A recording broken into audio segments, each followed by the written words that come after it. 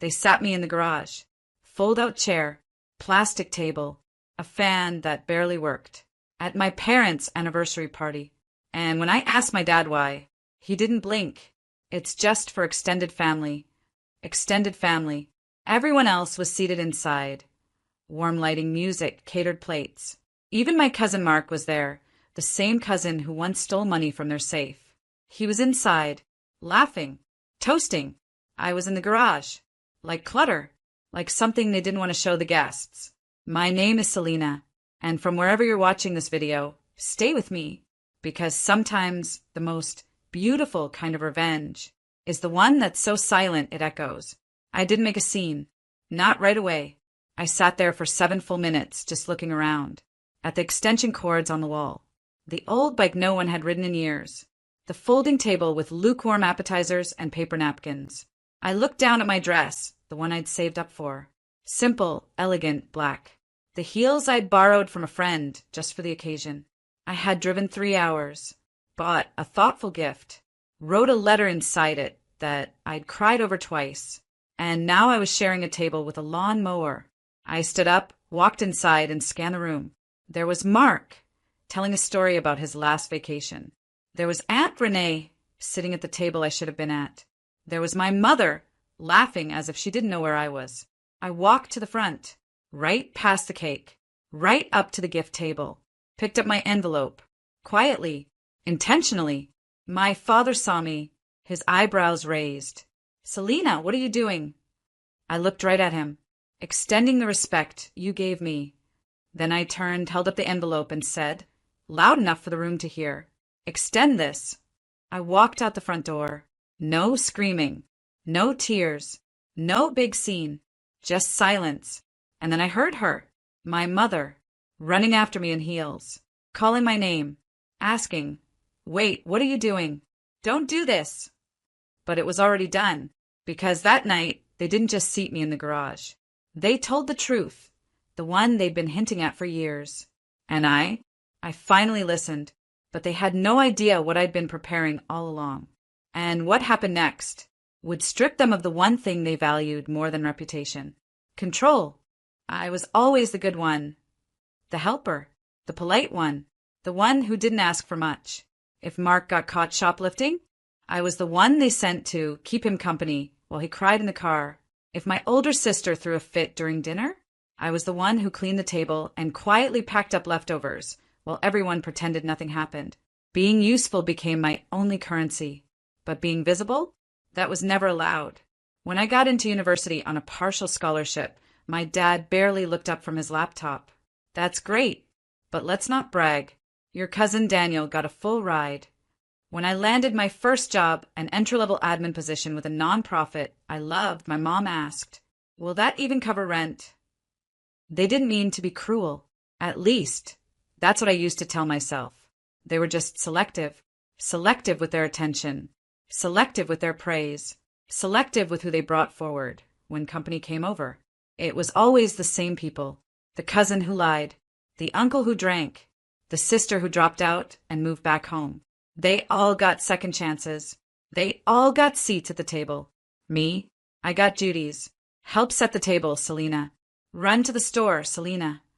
Can you pick up Mark from the station? The worst part?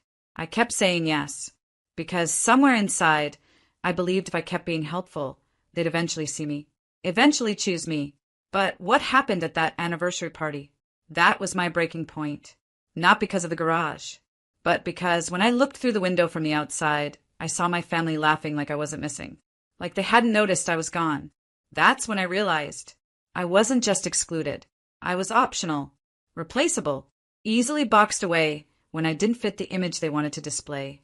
And in that moment, standing on the front lawn in borrowed heels, envelope clutched in one hand and 27 years of swallowed pride in the other, I made a decision. Not just to walk away, but to show them what happens when the invisible one finally removes her support. Because they had no idea just how much of their life I held together. And when I let go, they would feel it. I didn't call the next day, didn't text, didn't apologize. I just vanished. Not from the world, just from theirs. No more answering my mother's calls on the first ring. No more sending reminders for doctor appointments. No more updating the extended family spreadsheet I had managed for the past 6 years. Birthdays, allergies, emergency contacts, all of it. It was subtle at first. Just a small emptiness. But small cracks turn into deep ones, fast. 3 days after the party, my sister texted, "Hey, Mom's asking if you mailed the thank you cards for the florist and DJ? She thought you'd already handled it." I didn't reply, because I had always handled it. Quietly, automatically, invisibly. But now, they were on their own. By the end of the week, I heard from Aunt Renee, the same one who had taken my seat at the party without blinking. "Hi, sweetheart. Your mom said you were upset? She didn't mean to offend you. It was just a mix-up with the seating." A mix-up. Funny how the only mix-ups always happen to me. The gift envelope was never mentioned. They didn't ask what was inside. A generous check and a handwritten letter with every memory I had of their marriage. Every time I saw them love each other in ways they didn't see themselves. They didn't ask because they assumed they were still entitled to it. My father left a voicemail on day 9. "Selena, I know you're upset, but this little tantrum? It's making things harder for everyone. Just call your mother and sort it out." Tantrum. That was the word. Because in his world, the only reason a woman ever stands up for herself is emotion. Not boundaries. Not hurt. Not a lifetime of being overlooked. Just drama. That message? I saved it, not to keep the pain, but to remind myself why I left. Then came the mistake.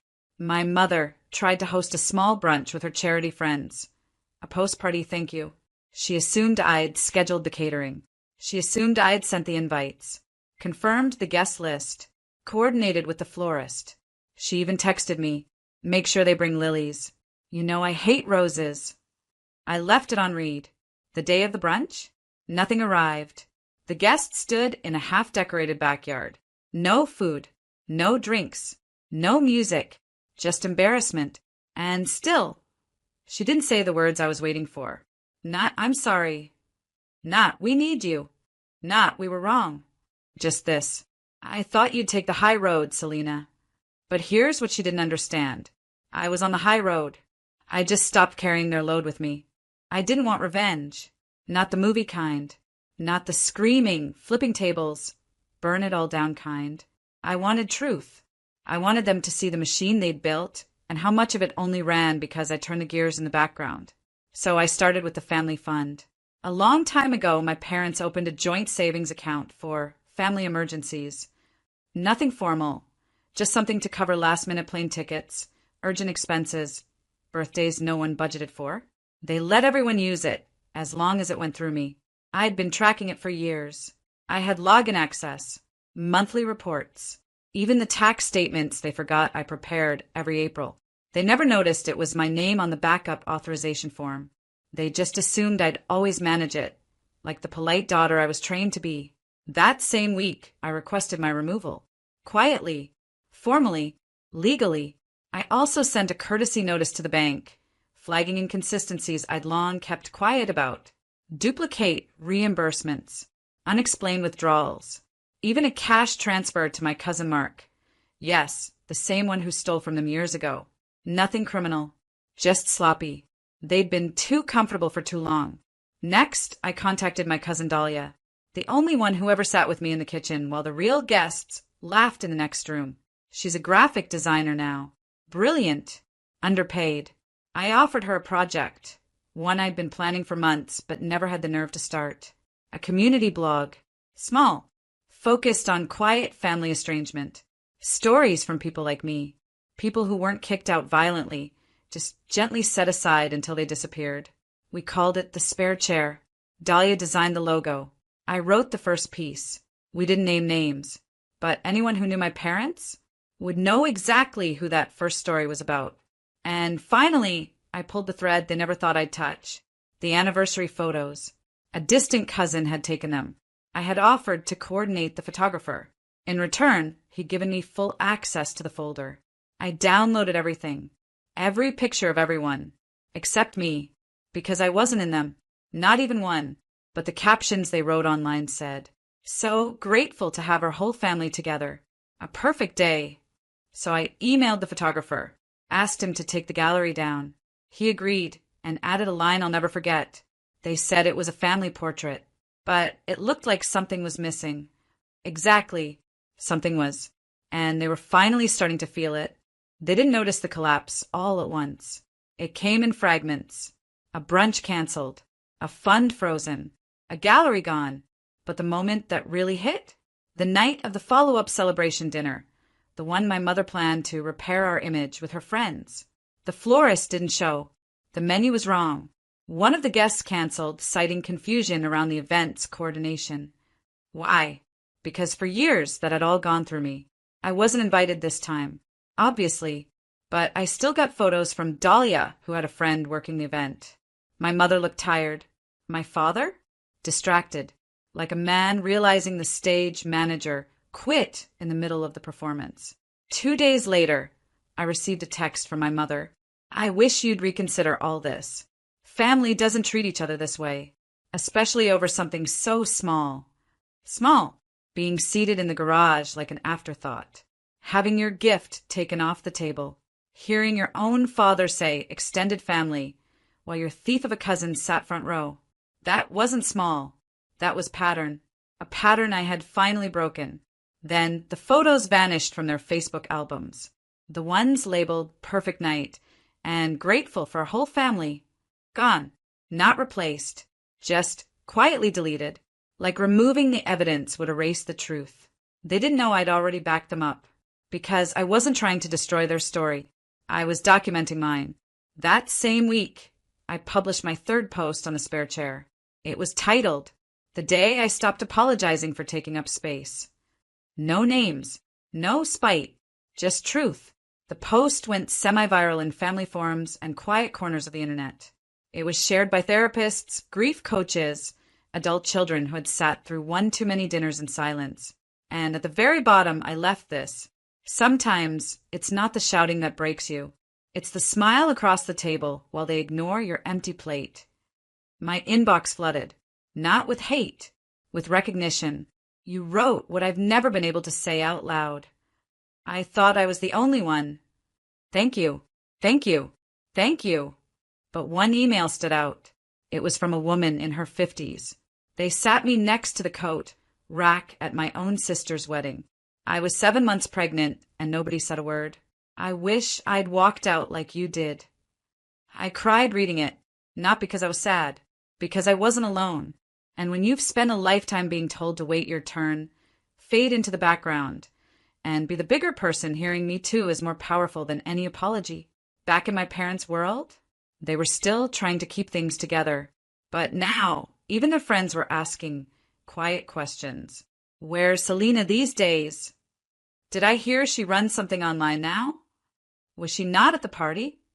And for the first time, they had no answer, because the person they always dismissed had become the one they couldn't explain away. They always thought of me as the stable one. Never dramatic, never demanding, never difficult, which made me the perfect person to erase quietly until they needed something handled, fixed, or forgotten. But when the world started noticing I was gone, their story stopped making sense. It started with a local newsletter feature about generational leadership in community families. They were interviewed about the family fund, the same one I'd quietly stepped away from. The article mentioned Selena handled our logistics for years, in past tense. But one of the reporters had followed the spare chair. She emailed me for a quote. I declined. Still, she connected the dots. The story went live with this sentence. Notably absent from recent events is Selena, long considered the logistical core of the family's philanthropic work. Just one sentence, but it opened a floodgate.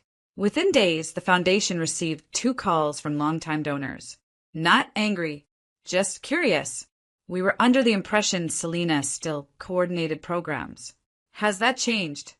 Why is her name not on any of the upcoming campaigns? They didn't have an answer, because for years they never needed one. I was just the daughter in the background. Now the background was missing, and people noticed. Meanwhile, the spare chair kept growing. Submissions tripled. Dahlia and I had to build a second site folder just to organize the stories pouring in. There was one from a teacher whose mother told her not to bring her same-sex partner to Thanksgiving. Another from a man who was told he could sit with the caterers at his brother's wedding. Each story different, but the message was the same. You're welcome here, as long as you don't need a real seat. My parents still didn't reach out with anything real. My mother forwarded an invite to a smaller, more intimate dinner. No subject line, no apology, just, we'll keep a spot open. That was it. I didn't reply, because I didn't want a spot. I wanted respect. And now, I had it, from people who never once made me beg for it. Then came the audit. Remember that family fund?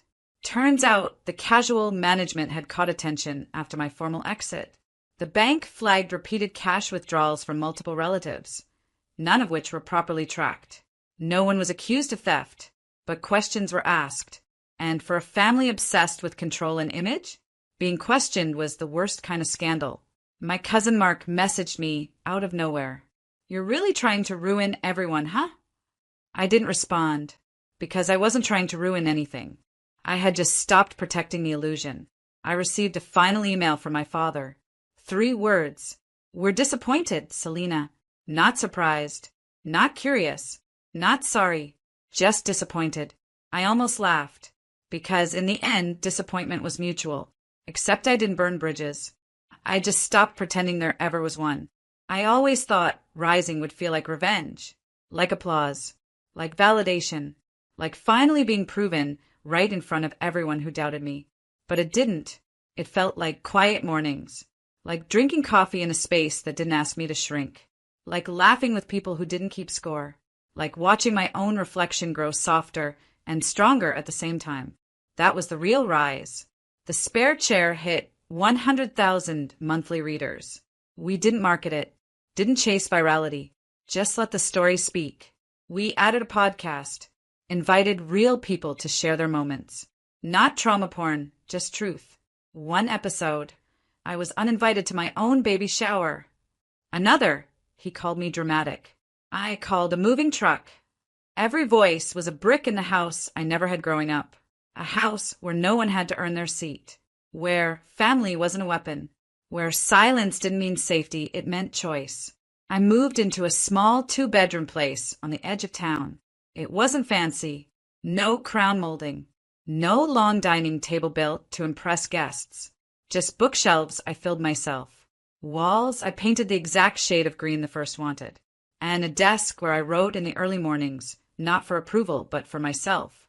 Sometimes I lit a candle before I wrote. I always chose the same scent, fig and cedar.